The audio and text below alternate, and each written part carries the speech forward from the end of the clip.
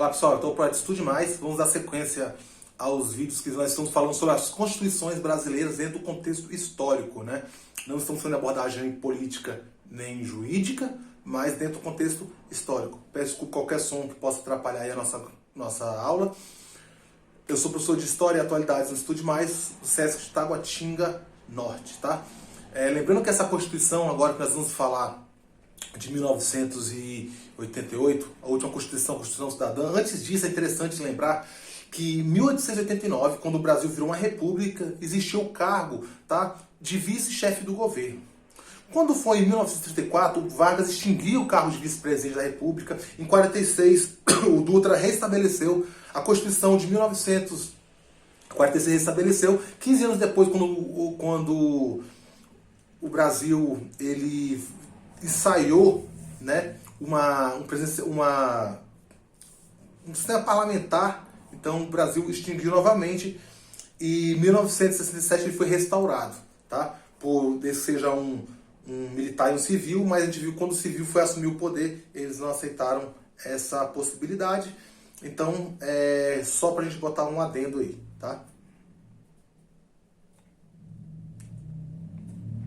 Constituição Cidadã de 1988, né?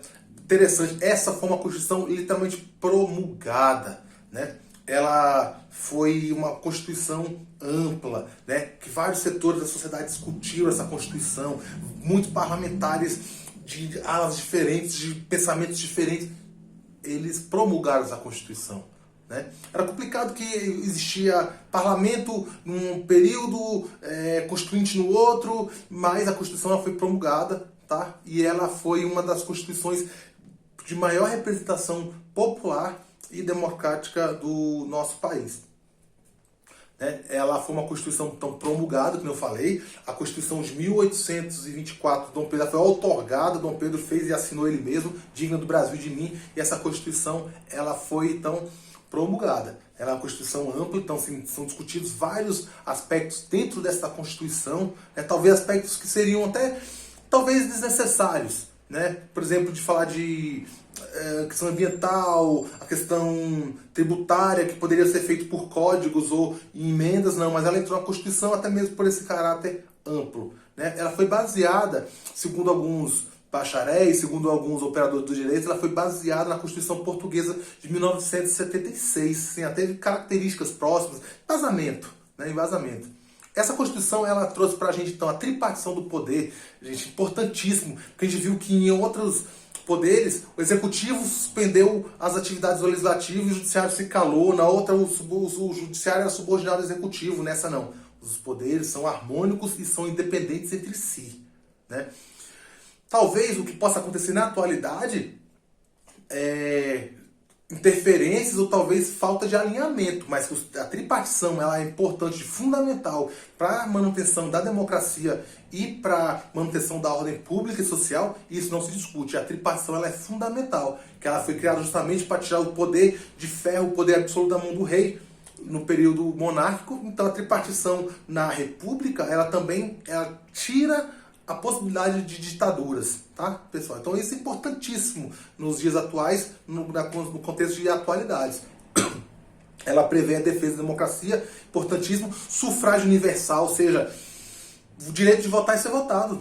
Qualquer cidadão obrigatoriamente, a partir dos 18 anos, é obrigado a votar e facultado com 16. Com 16 anos, ele é facultado a votar, mas ele não pode ser eleito.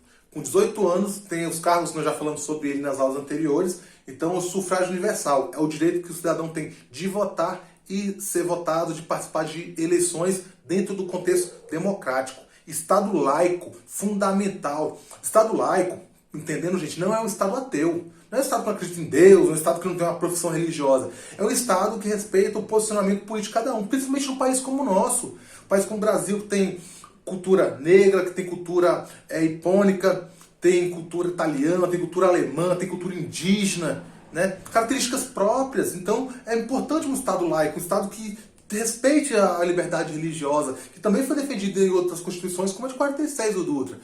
Que as pessoas se respeitem e cada um cuide da sua postura religiosa e se respeitem para a manutenção da ordem pública. Isso é a democracia, né?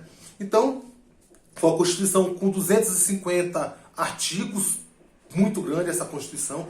Ela traz para a gente características que são muito progressistas para o período, né? Inclusive, a gente tem que lembrar que o Tancredo Neves, né, falecido anos depois num acidente aéreo, né, de helicóptero, o Tancredo Neves, ele foi o presidente da Câmara no período, lembrando que o Brasil tinha feito a reabertura democrática em 1985 e era para ter sido o presidente da República o Tancredo Neves, e ele morre e assume o José Sarney, e essa Constituição de 1988 aí, a Constituição Cidadã. Tá aí o Ulisses Guimarães, né, na tela, com a Constituição da República promulgada de 1988. Ela sofreu algumas variações, ela sofreu algumas emendas, mas ela é a guardiã, né, ela é chamada de Carta Magna, Carta Maior. Ela é a guardiã dos direitos do cidadão, ela é a guardiã dos direitos democráticos, né?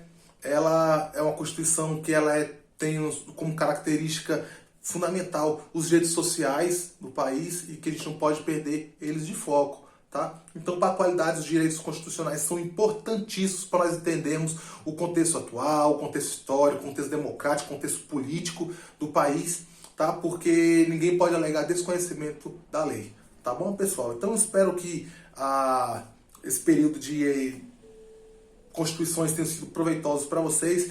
Como eu falei, estou dentro do contexto histórico, não faço abordagem nem política, nem abordagem na esfera jurídica do direito, porque foge um pouco da nossa linhagem e a gente acaba que fica numa maneira um pouco parcial, né? Então a história tem que trazer sua imparcialidade dentro da sala de aula e é para isso que a gente está aqui.